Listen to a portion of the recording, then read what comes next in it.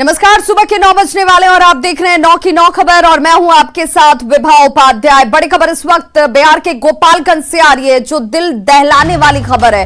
मां ने 4 बच्चों को तालाब में गोपालगंज में फेंका है। 2 बच्चों की मौके पर ही मौत हो गई, जबकि एक का इलाज जारी है। एक बच्चे की अब तक जानकारी नहीं मिल पाई है। आरोपी महिला की तलाश फिलहाल पुलिस कर रही है। कटैया थाना क्षेत्र के कवलरी गांव की यह घटना, जहां घटना के पीछे जो कारण है उसका अब तक खुलासा नहीं हो पाया है। एक बच्चे की अब तक जानकारी भी नहीं निकलकर सामने आ पाई है। सहयोगी मुकेश हमारे साथ इस वक्त ज्यादा जानकारी के साथ फोन लाइन पर गोपालगंज से जुड़ गया। मुकेश, ये लोग क्या किस वजह से इस घटना को अंजाम इस मां ने दिया है? परिवार वालों का स्टेटमेंट क्या कहता है? देखिए विवाह, मैं बता दूं कि पूरा मामला कटिया के कवलरही गांव का है और यहाँ पर एक मां अपने 4 बेटियों के साथ तालाब में खुदकुशी करने की कोशिश की थी, जहां पर स्थानीय लोगों की मदद से मां को और उसके एक बच्चे को रेस्क्यू कर बचा लिया गया। 2 बच्चे का जो शव है बेटियों का, उसे भी निकाल लिया गया है, लेकिन अभी एक बेटी जो है वो लापता है, जिसकी तलाश की जा रही है। और बताया जा रहा है कि इस जो पूरा जो कारण है उसका आपसी कलह जो है, पारिवारिक कलह बताया जा रहा है। क्योंकि जो नूरजहां खातून है, जिस महिला का नाम है, वो अपने पति के साथ, उसका पति मजदूरी करता था और उसका कुछ पारिवारिक वजह को लेकर के झगड़ा हुआ था और इसी के बाद उसने खुदकुशी करने की कोशिश की, लेकिन 2 बच्चे जो है उसकी मौत हो गई, एक बच्चा लापता है और महिला और एक बेटी को निकाल लिया गया है। महिला क्या अभी स्टेटमेंट देने की हालत में है? उसने क्या कहा है कि आखिर किन परिस्थितियों में उसने इस तरीके का कदम उठाया जिसमें वो अपने बच्चों की ही जान की दुश्मन बन गई? देखिए, मैं बता दूं कि अभी इस मामले में जो कटिया के सीओ हैं और जो थाना अध्यक्ष हैं, वो जो महिला जिसका इलाज चल रहा है उसे पूछताछ करने की कोशिश की जा रही है। क्योंकि अभी महिला जो अनकॉन्शियस है और अभी वो होश में नहीं आई है, जिसकी वजह से उससे बातचीत नहीं हो पा रही है। और जो पुलिस का कहना है कि वो पूरी जो वजह है उसकी भी वो छानबीन कर रहे हैं कि आखिर खुदकुशी है या फिर हत्या है। पूरे जो पहलू है उसको लेकर जांच कर रही है और जांच के बाद ही पुलिस कुछ आधिकारिक रूप से कुछ कर पाएगी। चलिए, बहुत बहुत शुक्रिया मुकेश इस तमाम जानकारी के लिए। तो देखिए, आपसी कलह में पारिवारिक जो विवाद था उस वजह से इस घटना को अंजाम दिया गया है, ऐसी आशंका जाहिर की जा रही है। हालांकि महिला और एक बच्चे को फिलहाल इलाज के लिए अस्पताल में भर्ती कराया गया है। महिला अभी स्टेटमेंट देने की हालत में नहीं है, लेकिन 2 बच्चों की मौत हो चुकी है और एक की तलाश अब भी जारी है। अगली खबर पूर्णिया से, जहां एक बाइक चोर की तब शामत आ गई जब रंगे हाथ वो लोगों के हत्थे चढ़ जाता है। खूंटे से बांधकर देखिए, इस बाइक चोर की जमकर धुलाई की गई। आरोपी अफजल, जो आपको इस वक्त सफेद टी-शर्ट में नजर आ रहा होगा, ये वो शख्स जो मास्टर की के जरिए बाइक चोरी करने के लिए पहुंचा था, लेकिन स्थानीय लोगों की नजर पड़ जाती है। उसके बाद इसे पकड़ लिया गया और इसके बाद खूंटे से बांधकर इसकी जमकर पिटाई की गई। अफजल अपने एक साथी के साथ मुफस्सिल थाना के बलौरी में पप्पू कुमार के घर से उनकी बाइक चोरी कर भाग रहा था। एक बच्चे ने इस चोरी की घटना को देखा और शोर मचा दिया, जिसके बाद दोनों को लोगों ने पकड़ लिया। अफजल पकड़ा जाता है, लेकिन एक साथी जो है मौका देखकर यहां से फरार हो गया। बाइक चोरी की बढ़ती वारदातों के बाद रंगे हाथ बाइक चोर जो है वो लोगों के हत्थे चढ़ा और लोगों ने इस पर अपना पूरा गुस्सा उतार दिया। चलिए फिर आप आ जाइएगा आवेदन देकर। पे गाड़ी लगा हुआ था। हाँ, ठीक है। और ये जो है गाड़ी लेकर के भाग रहा था। कौन है, कहाँ का लड़का है? ये लड़का आप पता नहीं कहाँ का है। इसके अच्छा। साथ एक और था बाइक से। हाँ, वो हाँ। भाग गया, ये पैदल। अच्छा, गाड़ी कहाँ लगी हुई थी आपकी? मेरे दरवाजे पे। अच्छा, घर पे। हाँ। और कब की घटना है ये? लगभग आधा पौने घंटा हो रहा है। लगभग 3 बजे। हाँ, 4 बजे के बाद। 4 बजे के बाद। लगभग 4 बजे की घटना बताई जा रही है। लेकिन आपके दरवाजे से गाड़ी कैसे पता चला आपको? एक बच्चा देखा गाड़ी ले जाते हुए इसको। अच्छा। तो बच्चा जाकर के हमको बोली कि चाचा आपका गाड़ी लेके देखिए ना कि भाग रहा है। अच्छा। तो हम बाहर आए तो हल्ला किए तो ये मेरा गाड़ी रोड पर छोड़ करके भाग गया। कुछ बरामद भी हुआ है? हाँ, ये सामान है। क्या है वो ये गाड़ी सामान? लगता है लॉक तोड़ने का। अच्छा, हाँ, ये हाँ। औजार है इसका। और ये इसका मोबाइल है। मोबाइल कहाँ है? कौन दोस्त के साथ? कहाँ है दोस्त तुम्हारा? अच्छा, ये लोग कहा है तुमको पकड़ा है, क्या कारण है? वो छोरवा गाड़ी ठेल के घर के लेके आ रहा था। अच्छा, गाड़ी तुम लेके भाग रहा था ना? वो हमको मान करके दिया था। अच्छा, वो लड़का गाड़ी अच्छा, वो लड़का धक्का दे रहा था गाड़ी को और तुम पकड़ा हुआ था? तुम पकड़ा हुआ था ना?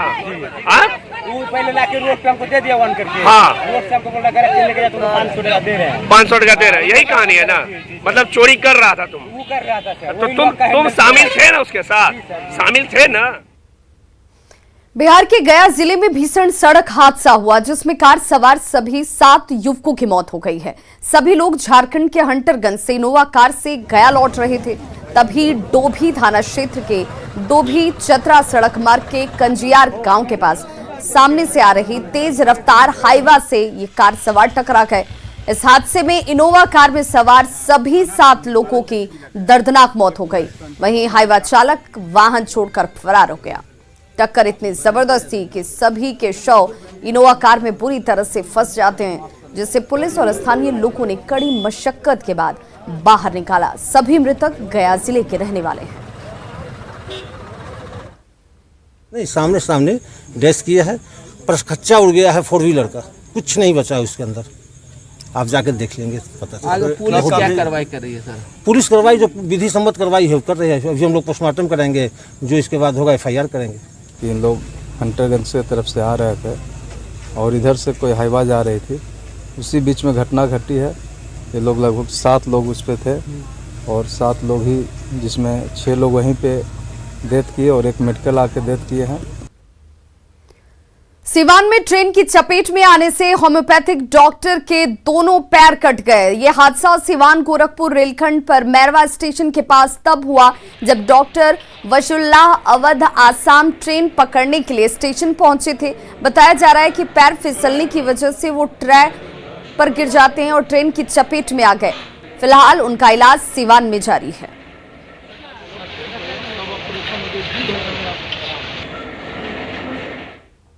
समस्तीपुर के कल्याणपुर में बड़ा नाव हादसा हुआ है। नाव पर सवार 12 लोगों में 5 लोग जो हैं वो तैरकर सुरक्षित बाहर निकल पाए, जबकि 4 लोगों के शव की बरामदगी सुबह में ग्रामीणों की तरफ से की गई है। 3 लोग अभी भी लापता बताए जा रहे हैं। गोताखोरों की मदद से इन तीनों की तलाश अब भी जारी है। मामला चकमेहसी थाना क्षेत्र के वाटरवेज बांध और नामापुर के बीच का बताया जा रहा है। ये नाव हादसा उस वक्त हुआ जब सभी लोग नाव पर सवार होकर नामापुर गांव जा रहे थे। नाव हादसे की खबर के बाद पूरे इलाके में कोहराम मच गया। रेस्क्यू कार्य के लिए SDRF की टीम को मौके पर बुलाया गया है और इस नाव हादसे में 4 लोगों के शव की बरामदगी की गई है, जबकि 3 अभी भी लापता हैं। वहीं हादसे के बारे में ज्यादा जानकारी दे रहे हैं न्यूज़ 18 संवाददाता मुकेश कुमार। समस्तीपुर के चकमेहसी में कल एक दर्दनाक नाव हादसा हुआ था।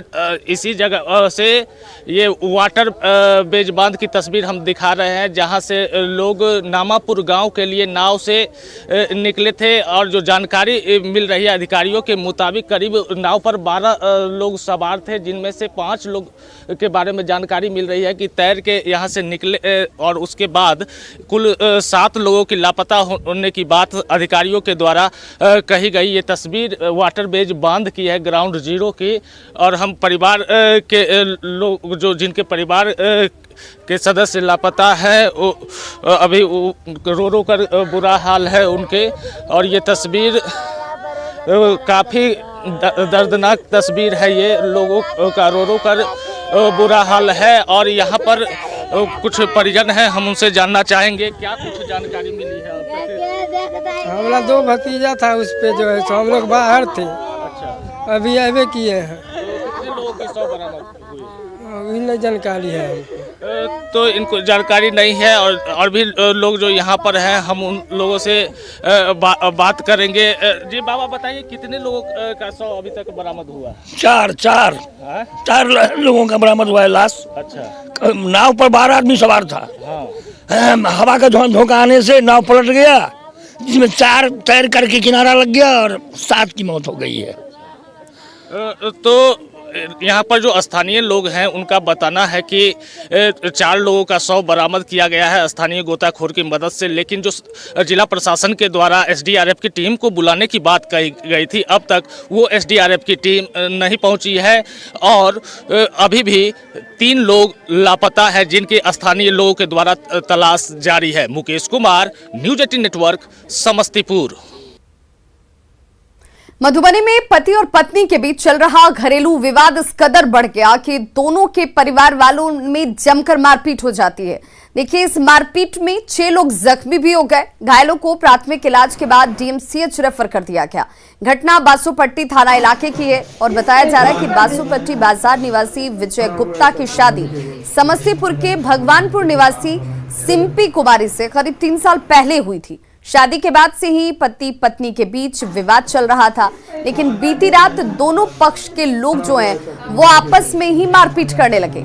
लड़का पक्ष का कहना है कि उनकी बहू उनके बेटे के साथ नहीं रहना चाहती, साथ ही 25 लाख रुपए की डिमांड कर रही हैं। रुपए देने से मना करने पर वो अपने मायके चली गई और वहां से गुंडों को लाकर सभी को उन्होंने पिटवाया है। परिवार के सभी लोगों के साथ मारपीट की गई, चाकू से हमला करवाया गया, पति और ससुर को जख्मी किया गया। वहीं लड़की का कहना है कि ससुराल में उनके साथ अक्सर मारपीट की जाती थी, जिससे तंग आकर मायके के लोगों को उन्होंने बुलाया था, लेकिन पति और उनके परिवार वालों ने मायके वालों के साथ मारपीट शुरू कर दी। फिलहाल पुलिस मामले की जांच में जुटी है।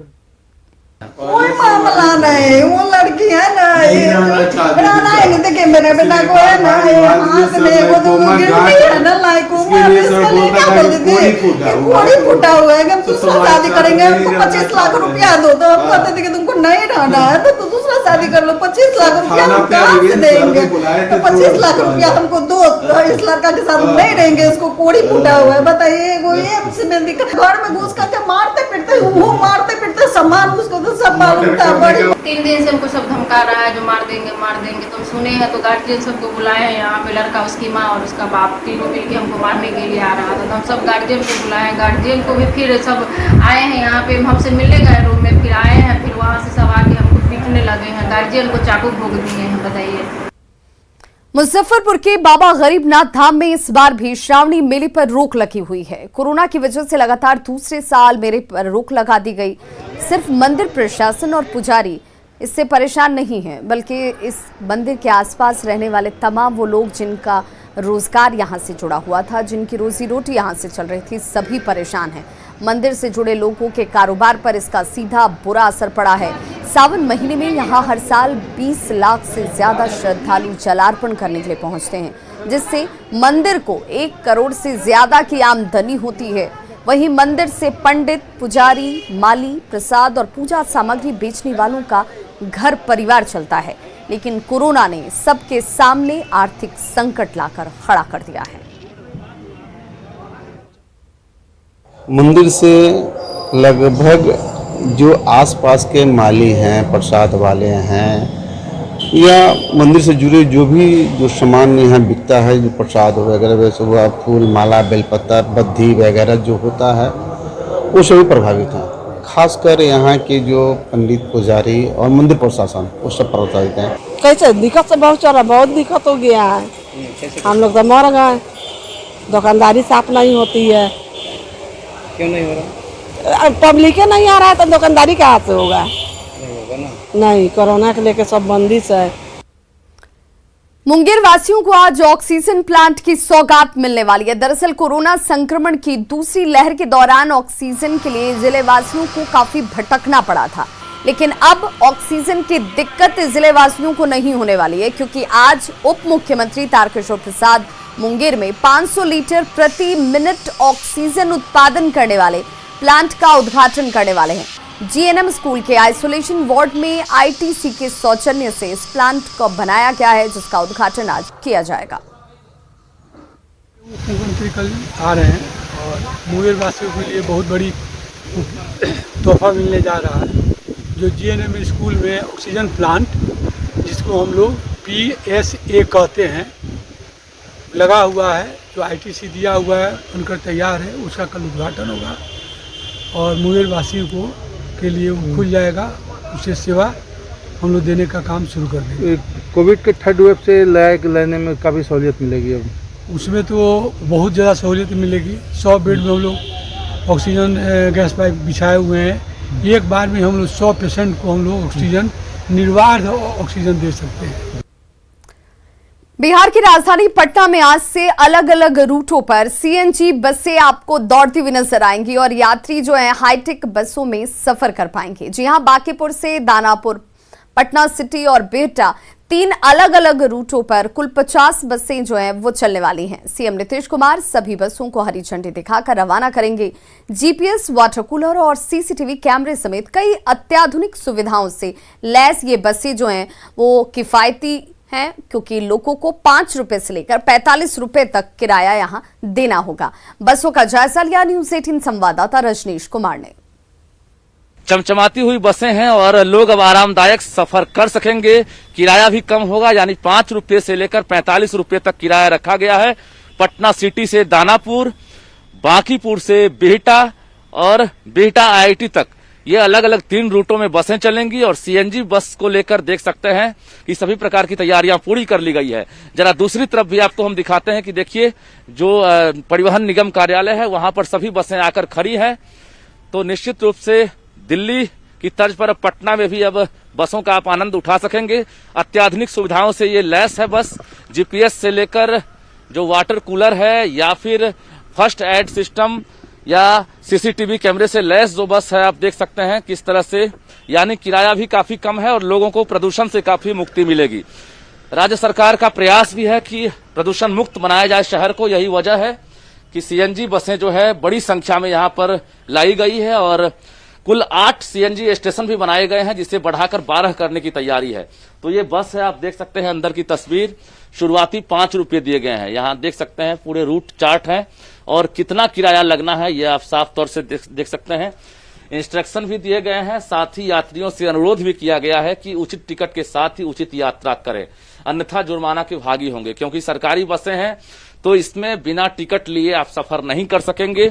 बता दें आपको कि 2022 तक सरकार का लक्ष्य है कि जितने भी डीजल बसें हैं उसे सीएनजी बनाना है। यही वजह है कि शुरुआती फेज में भी फिलहाल 50 सीएनजी बसें रवाना होंगी, जिससे यात्रियों को न सिर्फ किफायती सफर करने का मजा मिलेगा बल्कि हाईटेक बस पर भी वो आराम से सफर कर सकेंगे। कैमरामैन दीपक के साथ रजनीश कुमार, न्यूज़ 18 पटना।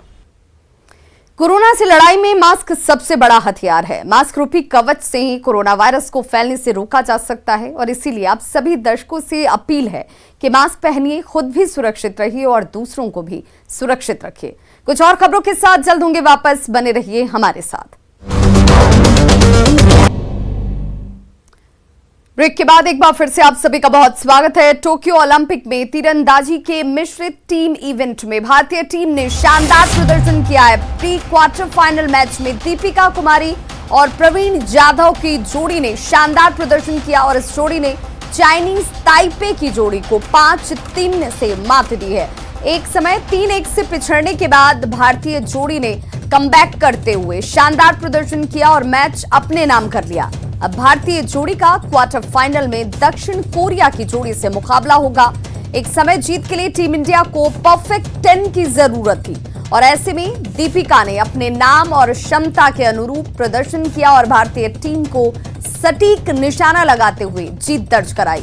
तीरंदाजी दीपिका कुमारी और प्रवीण जाधव की जोड़ी ने चीनी ताइपे के खिलाफ पहला सेट गंवाने के दूसरे सेट टाई खेला और फिर तीसरा और चौथा सेट अपने नाम कर क्वार्टर फाइनल में प्रवेश कर लिया।